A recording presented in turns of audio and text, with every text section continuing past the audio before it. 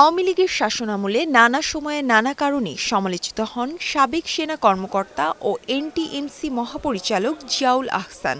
গাজীপুর, বরগুনা ও সুন্দরবনে শতাধিক গুম ও হত্যাও রয়েছে তার নাম। জুলাই অভ্যুত্থানে হাসিনা সরকারের পতনের পর ৭ আগস্ট গ্রেপ্তার হন জিয়াউল। গুমের মামলার তদন্ত শেষে তার বিরুদ্ধে ৩টি অভিযোগ দাখিল হয় প্রতিবেদনে। প্রসিকিউশন বলছে, জিয়াউল আহসান টঙ্গীতে ৩ জনকে হত্যা, বলেশ্বর নদীর চরে ৫০ জনকে গুমের পর হত্যা ও সুন্দরবনে আরও অর্ধশত ব্যক্তিকে হত্যা অভিযুক্ত তিনি।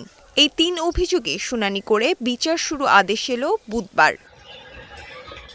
এ মামলায় সাবেক সেনাপ্রধান ইকবাল করিম ভূঁইয়া সাক্ষ্য দেবেন বলে জানিয়েছেন চিফ প্রসিকিউটর।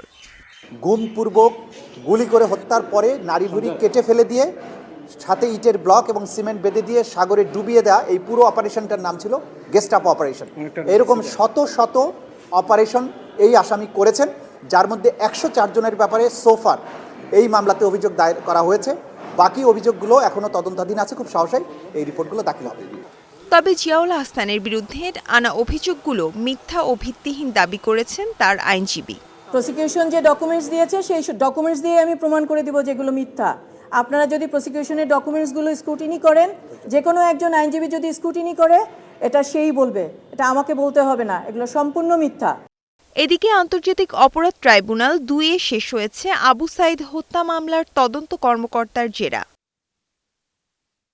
জান্নাতুন পিপা, স্টার নিউজ।